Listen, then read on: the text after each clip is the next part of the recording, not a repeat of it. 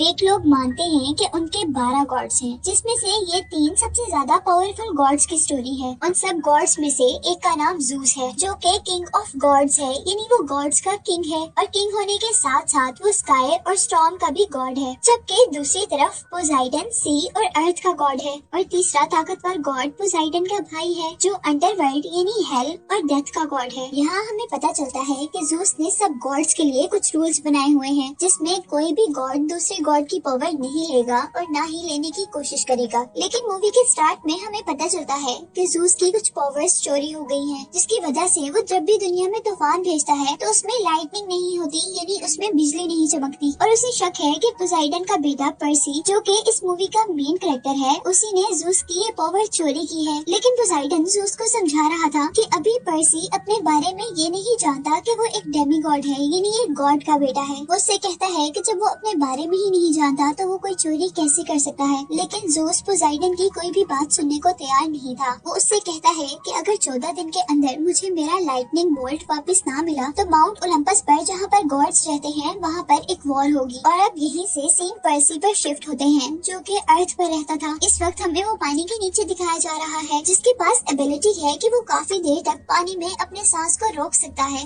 और साथ ही हमें ये भी पता चलता है कि पर्सी किसी बीमारी की वजह से इंग्लिश नहीं पढ़ सकता। अब हम पर्सी को एक ग्रीक म्यूजियम में देखते हैं, जहाँ उसे स्कूल की तरफ चलाया गया था। और वो ग्रीक ना जानने के बावजूद भी अपने प्रोफेसर के कहने पर बहुत आसानी से वहाँ पर ग्रीक पढ़ लेता है। और ये देखकर पर्सी की दूसरी टीचर काफी हैरान हुई थी और वो उसे अपने पीछे पीछे आने को कहती है, जहाँ पर वो उसे खाली रूम में ले आई थी। वहाँ जाने पर पर्सी बहुत ज्यादा हैरान था ये देखकर कि उसकी टीचर एक ऊंची जगह पर खड़ी हुई थी और अचानक वो एक अजीब क्रिएचर में चेंज होते हुए पर्सी पर अटैक कर देती है। वो पर्सी को मारते हुए उससे पूछ रही थी कि बताओ बोल्ट कहाँ है, जबकि पर्सी उस बारे में कुछ भी नहीं जानता था। और हमें पता चलता है कि इस क्रिएचर को जूस ने भेजा है, जिसका लाइटनिंग बोल्ट चोरी हो गया है। और अब जब वो क्रिएचर पर्सी को मार रही थी तो यहाँ पर पर्सी का फ्रेंड आता है, जो कि गॉड्स की तरफ से पर्सी का गार्ड था। पर्सी के उस गार्ड के साथ यहाँ पर प्रोफेसर भी आए थे और वो उससे पूछते हैं कि ये क्रिएचर तुम्हें क्या कह रही थी। और पर्सी उनको बताता है कि वो किसी बोल्ट के बारे में पूछ रही थी। और यहाँ प्रोफेसर जॉन कहते कि अब पर्सी की सच्चाई लोगों के सामने आ गई है कि असल में वो डेमी गॉड है, यानी वो एक गॉड का बेटा है। प्रोफेसर पर्सी के गार्ड से कहता है कि तुम पर्सी और पर्सी की मॉम को लेकर उस आइलैंड चले जाओ जो डेमी गॉड्स के लिए है। और अब वो गार्ड ऐसा ही करता है और रास्ते में हम देखते हैं कि पर्सी की मॉम कार ड्राइव कर रही थी, जबकि उनकी कार के सामने एक क्रिएचर आने की वजह से उनकी कार आउट ऑफ कंट्रोल हो गई थी। उनकी कार का एक्सीडेंट हो जाता है और उनकी कार उलट जाती है, जिसमें से अब उनका बाहर निकलना मुश्किल हो रहा था।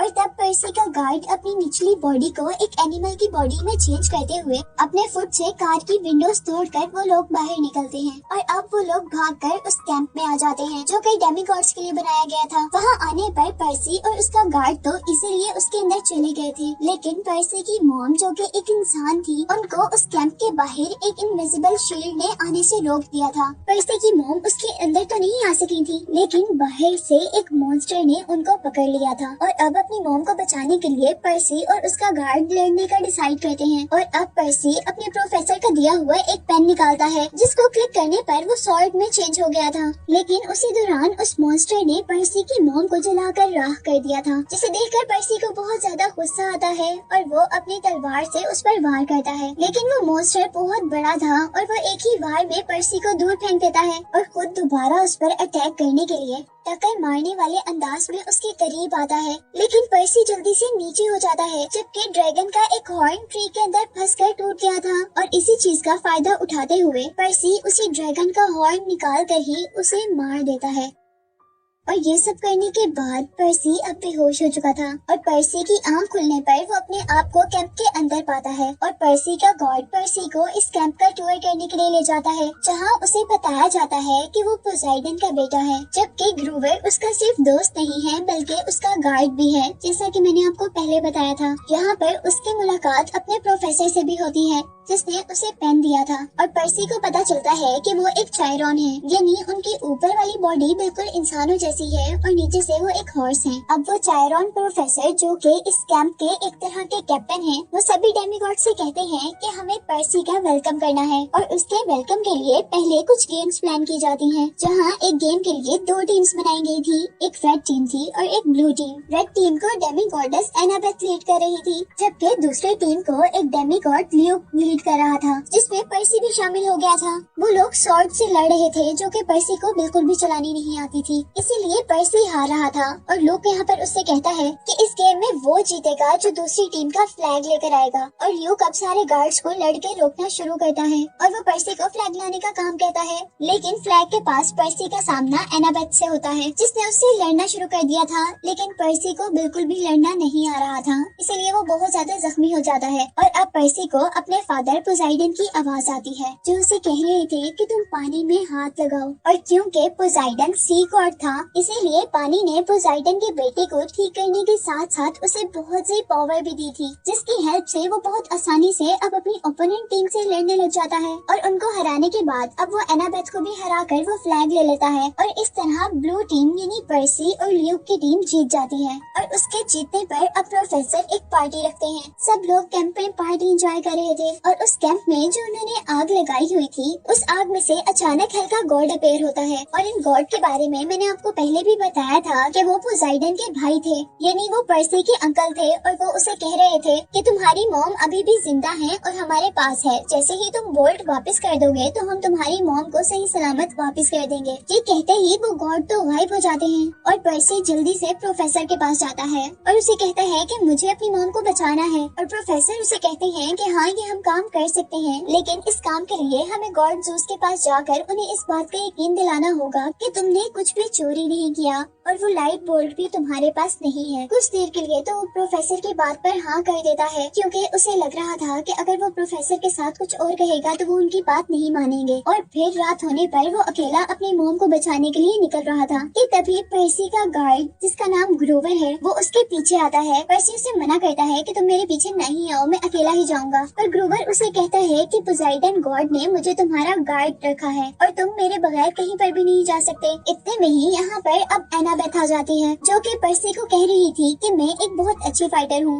मैं तुम्हारे बहुत काम आ सकती हूँ। और अब पर्सी उन दोनों को बताता है कि हमें अंडरवर्ल्ड यानी हेल जाना है, इस मूवी में दिखाया जाने वाले थर्ड गॉड के पास। लेकिन उन्हें ये नहीं पता था कि वो अंडरवर्ल्ड कैसे जाएंगे। और एनाबेथ उन्हें कहती है कि हमारी हेल्प ल्यूक कर सकता है। और ल्यूक के पास जाने पर ल्यूक वाकई ही उनकी हेल्प करता है और उन्हें अंडरवर्ल्ड का मैप देता है। ल्यूक उन्हें सिर्फ मैप ही नहीं देता, बल्कि उसने पर्सी को एक खास शूज दिए थे जो कि उड़ने की एबिलिटी रखते थे। और उसी के साथ ल्यूक उसे एक शील्ड भी देता है। ये शील्ड ल्यूक ने उसे क्यों दी थी, ये बात हमें आगे पता चलेगी। अब ल्यूक उन्हें ये भी बताता है कि इस मैप की हेल्प से तुम लोग उस अंडरवर्ल्ड के अंदर तो जा सकते हो, लेकिन बाहर आने के लिए तुम्हें एक खास स्टोन की जरूरत होगी, यानी जिसको भी अंडरवर्ल्ड से बाहर आना होगा उनको वो स्टोन चाहिए होगा। अब तुम लोग 3 हो तो तुम लोगों को 3 स्टोन चाहिए होंगे। और उनके पूछने पर वो बताता है कि ये मैप तुम्हें स्टोन का रास्ता भी बताएगा। और हम देखते हैं कि वो लोग मैप की हेल्प से पहला स्टोन लेने के लिए एक घर के अंदर आते हैं। उस घर के अंदर जाने पर उन लोगों को वहाँ पर बहुत से स्टेचूज दिखे थे और साथ ही एनाबेथ को वहाँ पर बहुत से कॉइन्स भी मिलते हैं, जो कि एक तरह की डेमीगॉड्स की दुनिया की मनी थी। और एनाबेथ उस मनी को पर्सी को दे देती है, क्योंकि आगे उन्हें इस मनी की जरूरत पड़ने वाली थी। और उसी दौरान अब एनाबेथ को एक औरत मिलती है, जो उसे बहुत रोते हुए बता रही थी कि उसके हस्बैंड को किसी ने स्टैचू बना दिया है। और यही दूसरी तरफ हम देखते हैं कि ग्रोवर जैसे ही स्टैचूज को देख रहा था, तो उसे ये बात समझ आई थी कि ये स्टैचू असल में इंसान है और वो एक स्नेक के सर वाली लड़की के असर के अंदर है, जो कि किसी की भी आंखों में देखकर उसे स्टैचू बना देती है। और अब हम देखते हैं कि ग्रोवर ये सारी बात पर्सी को बताता है, जबकि दूसरी तरफ वो लेडी एनाबेथ के पास आ गई थी और वो उसे बता रही थी कि मुझ पर ये चीज कर्स है और ये कर्स मुझे तुम्हारी मॉम ने ही दिया है, जो कि एक गॉड है। वो औरत एनाबेथ को भी स्टैचू बनाना चाह रही थी, लेकिन एनाबेथ आंखें ही नहीं खोलती, जबकि उसके पास खड़ी हुई औरत के आंखों में देखने पर वो उसे स्टैचू बना देती है। और अब यहाँ पर हम पर्सी को देखते हैं, जिसने उस स्टेक लेडी को डिस्ट्रैक्ट कर लिया था और उसका ध्यान एनाबेथ से हट गया था। और अब वो लेडी पर्सी को ही पकड़ लेती है, जिसकी हेल्प करने के लिए अब वो और एनाबेथ दोनों वहाँ पर कार लेकर आते हैं और उन्हें कार से हिट करते हैं और मौका मिलते ही पर्सी अपनी पेन को सॉर्ड में चेंज करते हुए उस स्नेक लेडी को मार देता है और उसका सर काट कर अपने पास रख लेता है। और हम देखते हैं कि उसको मारते ही अब पहला स्टोन उन्हें उस लेडी के हाथ पर मिला था, जिसको लेने के बाद अब वो लोग दूसरे स्टोन की तरफ बढ़ रहे थे जो कि एक म्यूजियम में था। म्यूजियम में जाने पर वो लोग देखते हैं कि वो स्टोन एनाबेथ की मॉम के स्टैचू के अंदर है और उस म्यूजियम में उस स्टैचू के पास बहुत ज्यादा सिक्योरिटी है, इसीलिए अब वो डिसाइड करते हैं कि वो रात को आकर यहाँ से स्टोन ले लेंगे। और वो लोग ऐसा ही करते हैं। रात में वो लोग यहाँ पर आते हैं और एनाबेथ अपनी फाइटिंग पावर का यूज करते हुए वहाँ पर सारे गार्ड्स को बेहोश कर देती है, जबकि पर्सी ल्यूक के दिए हुए मैजिकल स्नीकर्स पहनकर उस स्टैचू के ऊपर चढ़ता है और दूसरा स्टोन भी ले लेता है। लेकिन उसके स्टोन लेते ही यहाँ पर 5 आदमी आए थे जो आपस में मिलकर उनके सामने ही एक वाटर क्रिएचर हाइड्रा के अंदर चेंज हो गए थे, जिस क्रिएचर के 5 सर थे। जिस तरह वो 5 आदमी थे और जैसे ही वो क्रिएचर पर्सी पर अटैक करती है तो पर्सी के हाथ से वो स्टोन नीचे गिर जाता है। और क्योंकि पर्सी साइड पर छुपा हुआ था और स्टोन दूसरी तरफ गिरा था, इसीलिए अब उसे स्टोन को लेने के लिए उन क्रिएचर्स के सामने से गुजरना था। और पर्सी अब उनसे लड़ते हुए आगे बढ़ता है और उस क्रिएचर के 5 सरों में से एक सर काट देता है। लेकिन एनाबेथ उसे कहती है कि ये तुमने बहुत गलत किया, क्योंकि अब उसके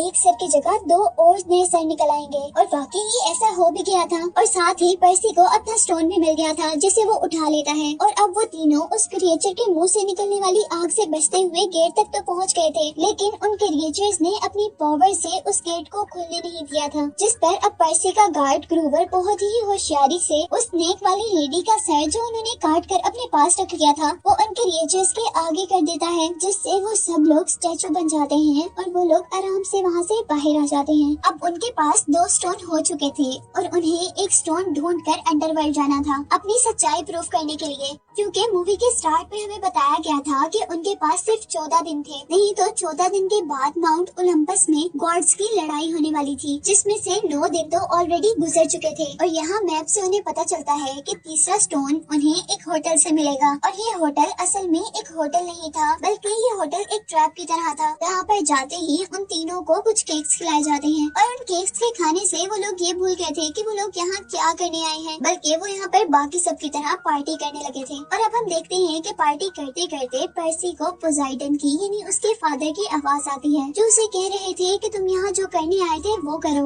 और उनकी बात से वो होश में आ जाता है और साथ ही वो अपने साथियों के पास जाकर उन्हें भी होश में लेकर आता है। और यहाँ पर वो तीसरा स्टोन भी ढूंढ लेते हैं और वो लोग जल्दी से यहाँ से बाहर निकलने की कोशिश करते हैं, पर उन्हें रास्ता नहीं मिलता। जिस पर ग्रूवर उस होटल के अंदर रखी हुई कार के अंदर बैठता है और अपने साथ पर्सी और एनाबेथ को भी बिठाकर उस होटल का दरवाजा तोड़ते हुए वहाँ से बाहर निकलता है।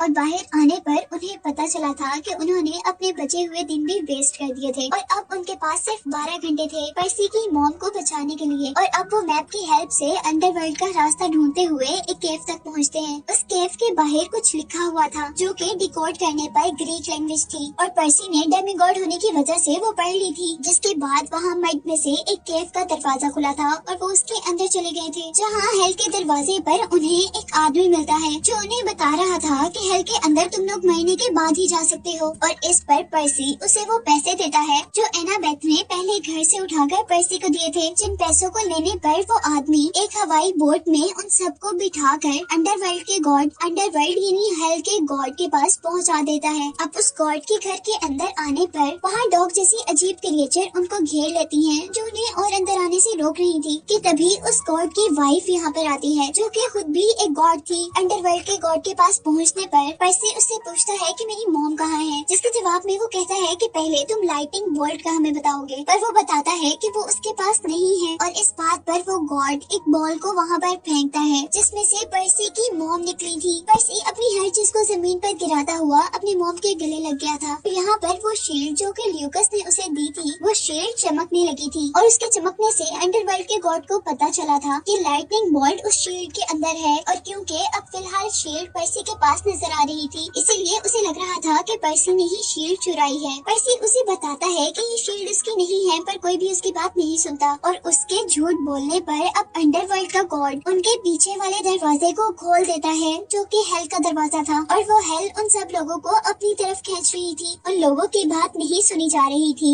कि तभी हम देखते हैं कि उस गॉड की वाइफ ही उस गॉड के हाथ से वो लाइटनिंग बोल्ट लेकर उसे दूर गिराती है। और पर्सी जैसे ही उससे पूछता है कि आपने हमारी हेल्प क्यों की, तो वो बताती है कि ये गॉड अच्छा नहीं है और उसे जबरदस्ती अंडरवर्ल्ड में रोका गया है और अगर उसे ये बोल्ट मिल जाता तो वो दुनिया में तबाही फैला देता। वो गॉडेस उससे कहती है कि आप लोग जल्दी से यहाँ से चले जाएं। लेकिन जैसा हमें पहले पता है कि अंडरवर्ल्ड के अंदर आने का तो रास्ता था, लेकिन बाहर जाने के लिए उन्हें कुछ खास स्टोन्स की जरूरत होती है और अब उनके पास 3 स्टोन थे, जबकि वो लोग 4 थे, क्योंकि अब उनके साथ पर्सी की मॉम भी थी। वो गॉडेस पर्सी के गार्ड ग्रूवर को अपने पास रोक लेती है और अब उन स्टोन्स का यूज करते हुए वो अंडरवर्ल्ड से निकलते हुए एक खास बिल्डिंग तक आते हैं, जहाँ से उन्हें ओलंपस यानी गॉड की दुनिया में जाने का रास्ता मिलना था। और यहाँ पर उन्हें ल्यूक मिलता है, जिसके बारे में हमें पता चल गया था कि असल में लाइटनिंग बोल्ट पर्सी ने नहीं बल्कि ल्यूक ने चुराया था। और पर्सी उससे पूछता है कि तुमने ऐसा क्यों किया था और वो लाइटनिंग बोल्ट मुझे क्यों दिया था। और ल्यूक इस बात का उसे जवाब देता है कि असल में वो गॉड्स की ताकतों से तंग आ गया है, इसीलिए उसने उनका लाइटनिंग बोल्ट चुरा लिया है ताकि गॉड्स के दरमियान में वॉर हो और वो सारे मर जाएं, जिसके बाद डेमी गॉड्स पावर में आएंगे। यहाँ पर हम देखते हैं कि ल्यूक ने उसके हाथ से बोल्ट भी ले लिया था, पर पर्सी हाथ मानने वाला नहीं था। वो उससे लड़ता है बोल्ट लेने के लिए, लेकिन अभी तक वो कामयाब नहीं हुआ था। इसीलिए पर्सी अपनी पावर्स का यूज करता है और वहाँ पर मौजूद बहुत से टैंक्स में से पानी खींचते हुए वो उस पानी से ल्यूक पर अटैक कर देता है, जिसकी वजह से वो वहाँ करीब एक नहर में गिर गया था। जबकि पर्सी ने अब वो लाइटनिंग बोल्ट उठा ली थी। जितने में हमने देखा था कि पर्सी ने वो लाइटनिंग बोल्ट उससे हासिल किया था, उतने में एनाबेथ ने वो दरवाजा भी खोल लिया था जहाँ से उन्हें ओलंपस जाना था। और ओलंपस में जाते ही वो लोग देखते हैं कि सारे गॉड्स लड़ने के लिए तैयार हैं। और यहाँ पर्सी टाइम पर पहुंचकर ज़ूस को उसका लाइटनिंग बोल्ट वापस कर देता है और उसे बताता है कि असल में ये बोल्ट उसने नहीं बल्कि ल्यूक ने चोरी किया था। और वो ल्यूक का सारा मकसद भी बता देता है कि वो गॉड्स को मारकर डेमी गॉड्स को पावर में लाना चाहता है। यहाँ ज़ूस पर्सी से बहुत खुश हो गया था और उनके दरमियान में लड़ाई खत्म हो गई थी। और जैसे ही पोसाइडन अब उससे मिलने के लिए आया था, तो यहाँ हम देखते हैं कि पर्सी अपने फादर से नाराज है, क्योंकि उसके फादर कभी भी उसके साथ नहीं रहे थे। और यहाँ पोसाइडन उससे अकेले में मिलता है और उसे बताता है कि हम गॉड्स के भी कुछ रूल्स हैं, जिसके अकॉर्डिंग हम अपने बच्चों के साथ नहीं रह सकते, पर तुम हमेशा मेरे साथ मेरे दिल में रहते हो। ये बात सुनकर पर्सी भी अपने डैड की बात मान लेता है।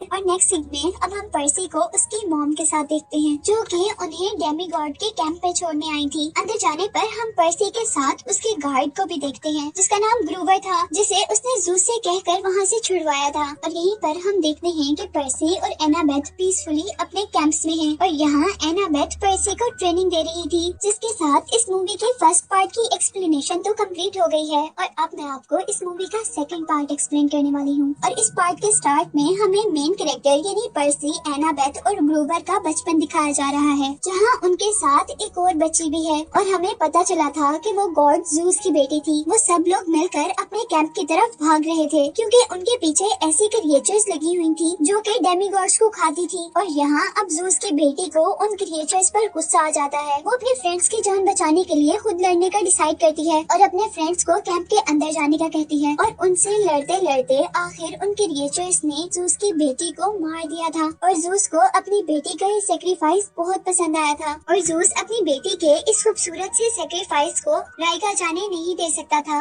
इसीलिए वो अपनी बेटी को एक ट्री में चेंज कर देता है, जो ट्री उनके पूरे कैंप पर शील्ड बनाती है, जिस ट्री की वजह से कभी भी साइक्लोप्स उनके कैंप्स के अंदर नहीं आ सकते थे। और इसी के साथ सीन कट हो जाता है और मूवी में काफी साल गुजर जाते हैं, जहाँ पर सब लोग बड़े हो गए हैं और वो लोग यहाँ पर कुछ गेम्स खेल रहे हैं। और अब यहाँ पर हमें मूवी में एक और कैरेक्टर को दिखाया जाता है, जिसका नाम क्लैरा है। और क्लैरा वॉर गॉड की बेटी है, जो कि इस वक्त पर्सी के साथ गेम खेल रही थी। और क्योंकि वो वॉर गॉड की बेटी थी, इसीलिए उसके अंदर बहुत ज्यादा पावर्स थी, जिन पावर्स का यूज करते हुए उसने पर्सी को हरा दिया था। और नेक्स्ट सीन में हम देखते हैं कि पर्सी को को प्रोफेसर ने बुलाया था, जो कि एक चायरॉन थे, यानी ऊपर से तो पूरे इंसान थे और पीछे से एक हॉर्स की तरह थे, जैसे मैंने आपको इस एक्सप्लेनेशन के स्टार्ट में बताया था। और उनके पास जाने पर पर्सी को पता चलता है कि उस दुनिया में वो अकेला नहीं है, बल्कि पोसाइडन का एक और भी बेटा है, यानी उसका एक और भाई भी है, जो कि एक साइक्लोप है जिसकी एक आंख होती है। उस साइक्लोप का नाम टाइसन था और पर्सी टाइसन को देखकर बहुत ज्यादा खुश था। टाइसन के पास ऐसी पावर्स थी कि वो दूर से आने वाली चीजों को फील कर लेता था, जिस तरह अब खाना खाते हुए उसे फील हो रहा था कि उनके कैंप के अंदर एक रोबोटिक बुल आ रहा है। और कुछ ही सेकंड में हम देखते हैं कि वाकई एक बुल उनकी तरफ आ रहा था, जो कि उनकी कैंप की शील्ड को तोड़ते हुए उनके कैंप के अंदर आ गया था, जहां वो सब पर अटैक कर रहा था।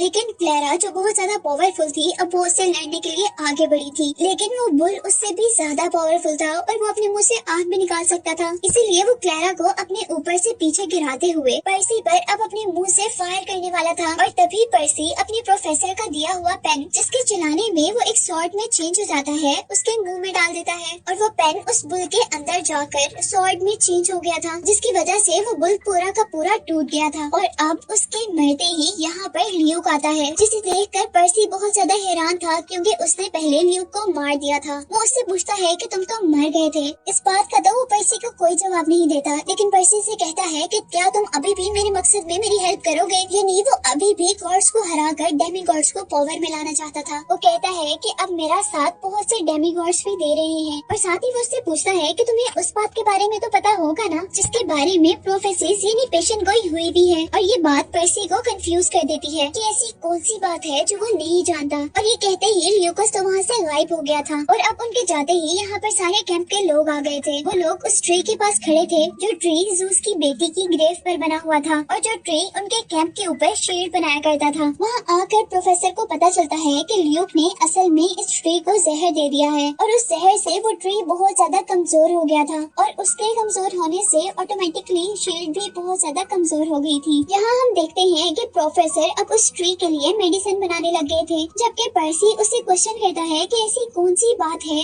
जो फ्यूचर में होने वाली है और मैं नहीं जानता। और अब प्रोफेसर उसे एक स्केलेटन के पास भेजते हैं, जो कि उनकी दुनिया में एक तरह की फ्यूचर टेलर थी, यानी वो फ्यूचर बताया करती थी। पर्सी उससे जाकर सवाल करता है, और उसके सवाल में वो स्केलेटन बताती है कि हजारों साल पहले यहाँ पर बहुत से गॉड्स थे, जिनका लीडर क्रोनोस था, जो कि सबसे बड़ा था, लेकिन वो बहुत जालिम गॉड था। इवन वो इतना जालिम था कि वो अपने बच्चों को भी खा लिया करता था, और उसके जुल्म से तंग आकर अब उसी के बच्चों ने उसी को मारने का डिसाइड किया था। और उसके बच्चों के बारे में हमें पता चलता है कि उसके बच्चे वही 3 पावरफुल गॉड्स हैं, जिनके बारे में हमें मूवी के स्टार्ट में बताया गया था, यानी ज़ूस, पोसाइडन और पोसाइडन का भाई, जो कि अंडरवर्ल्ड का गॉड है। और उन तीनों ने मिलकर एक खास सोर्ड से उसे मार दिया था, जिसके बाद सिर्फ 12 गॉड्स इस दुनिया पर राज किया करते थे। और अब वो कहती है कि वो बात जो तुम पूछ रहे हो वो ये है कि क्रोनोस अब दोबारा वापस आएगा, जो ओलंपस यानी गॉड्स की दुनिया और दूसरी दुनिया से अपना बदला लेगा, जिसे अब ओलंपस में रहने वाले गॉड्स के बच्चे मारेंगे।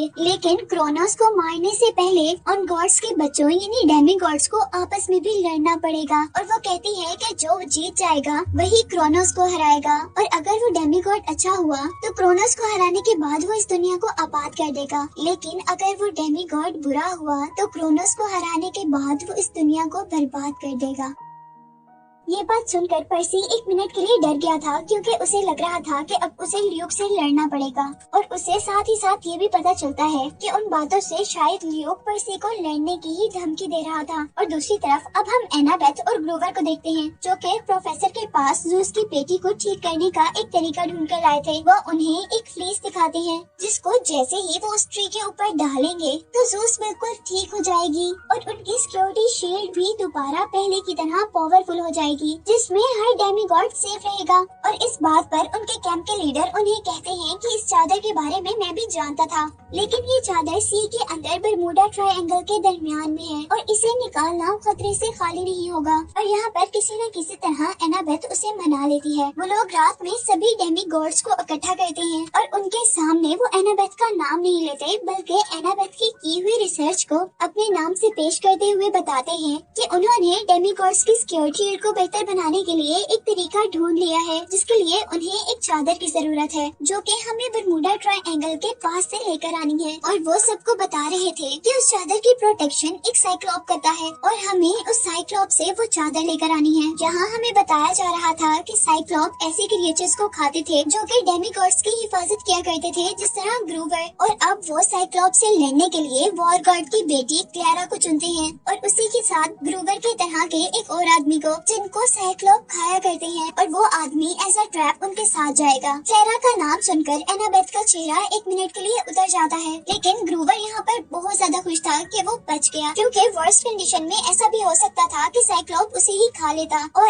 अब असल में उनके ट्राइब की तरफ से तो क्लैरा और दूसरे आदमी को वो चादर लेने के लिए भेजा जा रहा था। लेकिन यहाँ पर हम पर्सी और एनाबेथ को भी देखते हैं, जो कि ग्रूवर को अपने साथ चलने पर मना रहे थे। वो उन्हें बता रहे थे कि उनका उस चादर को लाना कितना जरूरी था। और आखिर ग्रूवर भी मान जाता है और वो लोग आगे बढ़ते हैं, जहाँ हम देखते हैं कि अब टाइसन, जो कि पर्सी का भाई है, वो भी उनके साथ मिलने के लिए आ गया था। पर एनाबेथ उसे साथ लेकर जाने के लिए तैयार नहीं थी, क्योंकि पर्सी का भाई एक साइक्लॉप था जिन्होंने उसकी फ्रेंड को मारा था। लेकिन फिर वो सोचती है, क्योंकि पर्सी का भाई यानी टाइसन भी एक साइक्लॉप है और हमें जिससे वो चादर लेनी है वो भी एक साइक्लॉप है, तो जरूर टाइसन हमारे काम आ सकता है। इसीलिए वो मान जाती है और कुछ देर के लिए उस पर अपना मैजिकल स्प्रे करते हुए उसे 2 आंखें दे देती है। और वो लोग अब अपने कैंप से बाहर निकलने के लिए एक टैक्सी बुलाते हैं। ये टैक्सी जादुई दुनिया की टैक्सी थी, जिन्हें 3 बहनें चलाया करती थी। कार में बैठने पर अब वो लोग काफी खुश थे, लेकिन डर उन्हें वहाँ पर लगता है जब उनको पता चलता है कि उन तीनों बहनों के पास 2 आंखें ही नहीं है, बल्कि सिर्फ एक आंख है, जिसको एक वक्त में सिर्फ एक ही बहन लगाकर देख सकती है। जिस बात से वो काफी ज्यादा डर गए थे। और अब कुछ कहते हुए हम देखते हैं कि उनकी वो आंख आकर पर्सी के हाथ पर गिर जाती है। वो बहनें उन चारों को लेकर वॉशिंगटन तक आ गई थी, लेकिन उन्हें यहाँ आकर पता चला था कि उन चारों के पास अब ज्यादा पैसे नहीं है, इसीलिए वो वहीं पर उन्हें छोड़ देती हैं। और इसके बाद अब उन लोगों को पैदल ही सफर करना था, जहाँ पर हम देखते हैं कि ल्यूक और उसके साथी डेमीगॉड्स उन सब पर अटैक कर देते हैं। और यहाँ उन सबको डिस्ट्रैक्ट करते हुए ल्यूक के आदमी ग्रूवर को अपने साथ ले गए थे, क्योंकि ल्यूक उस साइक्लॉप को, जिसके पास वो चादर है, उसे ग्रूवर को देकर उसके बदले में वो चादर लेना चाहता था। और यहाँ पर वो लोग हेल्पलेस फील कर रहे थे, इसीलिए वो एक खास आदमी के पास जाते हैं, जो कि पैसों के बदले डेमीगॉड्स की चीजें गॉड्स की दुनिया में भेजा करता था। उसके पास आकर पर्सी उस आदमी को ल्यूक का सारा प्लान बताता है और उससे रिक्वेस्ट करता है कि अगर वो ल्यूक की लोकेशन उन्हें ढूंढ दे तो वो लोग अपने फ्रेंड को बचाने के साथ साथ यहाँ सब लोगों को भी बचा लेंगे। और आखिर वो आदमी उन्हें ल्यूक की लोकेशन भी बता देता है और साथ ही उन्हें कुछ गैजेट्स भी देता है, जिसमें उसने पर्सी को एक ऐसी टेप दी थी जिसको अगर वो किसी चीज पर लगाता तो वो चीज गायब हो जाती। जबकि दूसरी तरफ उस आदमी ने एनाबेथ को एक स्प्रे दिया था, जिस स्प्रे को खोलने पर उसमें से बहुत प्रेशर से हवा निकलने वाली थी। उन लोगों को उस वक्त तो वो गैजेट्स बहुत ज्यादा अजीब और नकारा लग रहे थे, लेकिन फिर भी वो उन गैजेट्स को अपने पास रखते हुए उसे थैंक यू करते हुए आगे बढ़ते हैं, क्योंकि उन्हें उस जगह से ल्यूक को पकड़ना था जो लोकेशन उन्हें उस आदमी ने बताई थी। लेकिन यहाँ वो अब भी लेट हो गए थे, क्योंकि ल्यूक एक बहरी जहाज में वहाँ से दूर चला गया था। अब टाइसन वक्त आया किए बगैर जल्दी से पानी में उतरता है और पानी से बातें करते हुए वो अपने फादर पोसाइडन से हेल्प मांगता है। और पोसाइडन वहाँ पर उनके लिए एक सी हॉर्स भेजता है, जिस पर बैठकर वो लोग ल्यूक की शिप तक पहुँच गए थे। और उनके बोट पर आने पर अब ल्यूक की एक रखी हुई क्रिएचर वेयरवुल्फ को उनके आने का पता चल गया था और यहाँ वो उन पर अटैक करने के लिए उनके पीछे पड़ गया था, जिससे बचते बचाते वो लोग भागते हुए गलत जगह पर आ गए थे, क्योंकि अब उनके सामने वहाँ ल्यूक था। और यहाँ पर अब पर्सी ल्यूक से ग्रूवर के बारे में क्वेश्चन करता है, जिस पर ल्यूक उसे कहता है कि उसे तो जहाँ होना चाहिए था वो तो वहीं पर है, यानी ल्यूक ने उसे उस साइक्लॉप के हवाले कर दिया था। और उसके बाद वो कहता है कि अब तो मेरे साथी उस साइक्लॉप से ग्रूवर के बदले में वो चादर लाने ही वाले होंगे। और अब ल्यूक उन्हें एक कॉफिन दिखाता है, जिसके अंदर सबसे बड़े गॉड क्रोनस के टुकड़े थे और उसे ल्यूक उस चादर के बदले जिंदा करने वाला था। और ये बताने के बाद ल्यूक अब अपने साथियों को ऑर्डर देता है कि इन सब को जेल में बंद कर दिया जाए, जहाँ पर बैठे हुए उन तीनों के दिमाग में और कोई ख्याल नहीं था, सिर्फ ये था कि वो बाहर कैसे निकलेंगे। और यहाँ पर पर्सी को उस आदमी का दिया हुआ गैजेट याद आता है, जो उसे नकारा लग रहा था। उसको याद आता है कि उस टेप के लगाने से हर चीज गायब हो जाएगी और वो सोचता है कि अगर वो इस जेल पर टेप लगा दे तो ये सलाखें भी गायब हो जाएंगी। और तभी वो नोटिस करता है कि उनका बैग तो जेल के बाहर है, लेकिन कम से कम उनकी आंखों के सामने था। और मसला अब ये था कि वो उस बैग को अपने करीब कैसे लाएंगे, जिस पर पर्सी को एक आइडिया आता है और वो अपनी पावर्स का यूज करते हुए बाहर समुद्र में एक तूफान ले आता है। उस तूफान की वजह से शिप हिलने लगती है और जैसे ही पर्सी का बैग गिरकर उनके करीब पहुंचता है तो बहुत तेजी से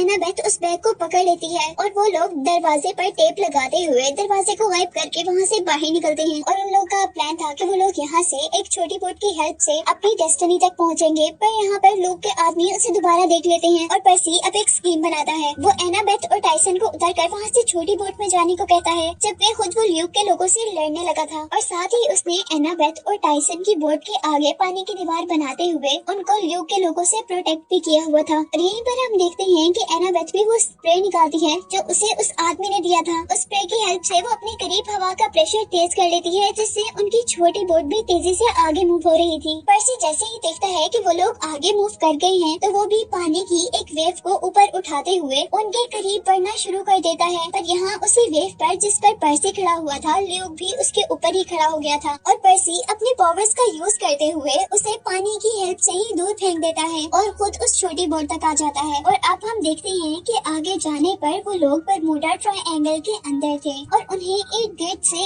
शार्क्स ने घेर लिया था। और कुछ ही देर में उनको रियलाइज हुआ था कि असल में ये शार्क्स नहीं है, बल्कि ये तो एक बहुत बड़ा मॉन्स्टर है। और ये जो बरमूडा ट्रायंगल है ये उस मॉन्स्टर का पेट है, जिसके अंदर जाने पर हम क्लैरी को भी देखते हैं जो उनसे पहले वो चादर लेने के लिए यहाँ पर आई थी, पर वो भी इस बरमूडा ट्रायंगल के अंदर अपनी पूरी की पूरी शिप के साथ फंस गई थी। पर्सी अब जैसे ही उसकी शिप को देखता है तो उसे पता चलता है कि उसकी शिप एक वॉरशिप है और वो उसे कहता है कि हम इस शिप के फंक्शंस को यूज करते हुए इस क्रिएचर के पेट को फाड़ देंगे और फिर यहाँ से बाहर निकल जाएंगे। और फिर वो लोग ऐसा ही करते हैं। वो लोग उस शिप में मौजूद कैनन से उस ड्रैगन पर अटैक करते हैं और उसका पेट फाड़ते हुए वहाँ से बाहर निकल आते हैं। वहाँ से बाहर निकलने पर अब पर्सी को अपनी पावर्स की हेल्प से समुद्र पर कुछ लिखा हुआ नजर आया था, जिससे उसे उस आइलैंड का पता चल गया था जहाँ पर चादर थी। और फिर आखिर वो लोग आइलैंड पर पहुँच ही जाते हैं, जहाँ जाने पर वो रियलाइज करते हैं कि जैसे ये एक ड्राईलैंड है जो कि अब तबाह हो चुका है। और फिर वो लोग एक ट्रेन पर बैठकर एक केव के अंदर आ जाते हैं, जहाँ उन्हें अपना साथी ग्रोवर दिखाई दिया था, जिसे ल्यूक ने यहाँ पर भेजा था। ग्रोवर बहुत ज्यादा होशियार था। उसने अपने आप को साइक्लोप से बचाने के लिए अपना हुलिया भी साइक्लोप जैसा बनाया हुआ था और अपने सर पर एक तीसरी आंख लगाई हुई थी, जिससे साइक्लोप को लग रहा था कि वो भी एक साइक्लोप है। इसीलिए उस बड़े से साइक्लोप ने ग्रोवर को खाया नहीं था, बल्कि वो उससे खाना पकाने का काम लिया करता था। और यहीं पर अब वो लोग देखते हैं कि वो चादर जिसकी तलाश में वो सब लोग यहाँ तक आए हैं वो उस बड़े साइक्लोप की शोल्डर पर है। और जैसे ही वो लोग उससे वो चादर लेने की कोशिश करते हैं तो उसे भी पता चल जाता है कि यहाँ पर डेमीगॉड्स हैं और इसीलिए वो सब पर अटैक कर देता है,